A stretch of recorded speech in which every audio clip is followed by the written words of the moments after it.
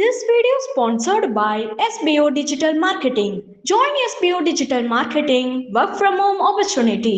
Mobile based part-time job perfect for students, homemakers and job seekers.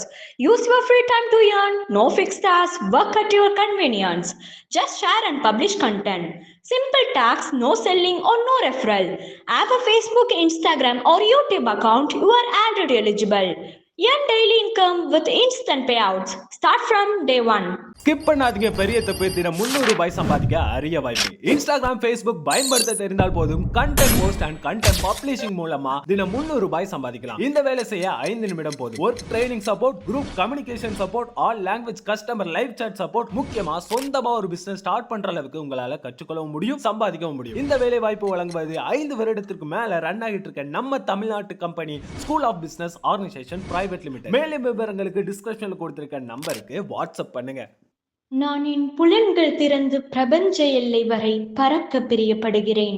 நீ மழையில் நனைந்த கிளி குஞ்சாய் மறுக்கி நின்றால் எப்படி? சிறகு விரித்து வா, சிலிர்த்து வா.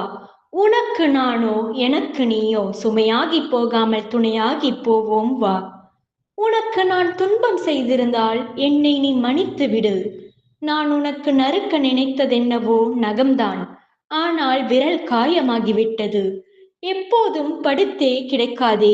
தலையணை ஒன்றும் மார்க்கண்டேயனின் சிவலிங்கம் அல்ல. நம்பிக்கையின் சக்தியை உடலெங்கும் பரப்பு. உன்னை உணர், என்னை நினை.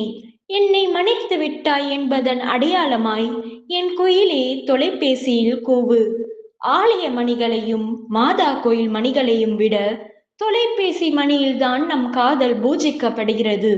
எப்போது கேட்கும் உன் தொலைபேசி சங்கீதம்? காதலோடு கலைவண்ணன். ஒரு தாய் தன் குழந்தையை உறங்க வைப்பது போல் கடிதத்தின் இமை மூடினான். காகித பறவை சிறகடித்தது. பத்திரிகை பணியை அவன் நேசிக்கிறான்.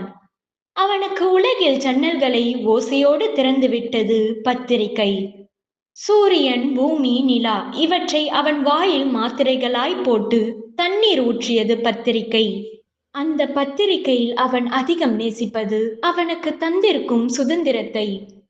அமைப்பு சார்பு கொண்டவன் எவனும் இங்கே உண்மை சொல்ல முடியவில்லை. அரசு சார்ந்து, அரசியல் சார்ந்து, மதம் சார்ந்து, தத்துவம் சார்ந்து உண்மைகள் முழு பிரசவத்தோடு வெளிவருவதில்லை. மக்கள் சார்பு கொண்டவன் மட்டுமே இங்கே உண்மை பேச முடியும். தன்னை போலவே தன் பத்திரிகையும் மக்கள் சார்பு கொண்டது என்ற நம்பிக்கையில்தான் அவன் அந்த நாற்காலிக்கு தாலி கட்டியிருந்தான். ஒரு வகையில் பத்திரிகையும் காதலிதான். இரண்டும் குறித்த நேரத்தில் வராவிட்டால் மாரடைப்பு வந்துவிடும்.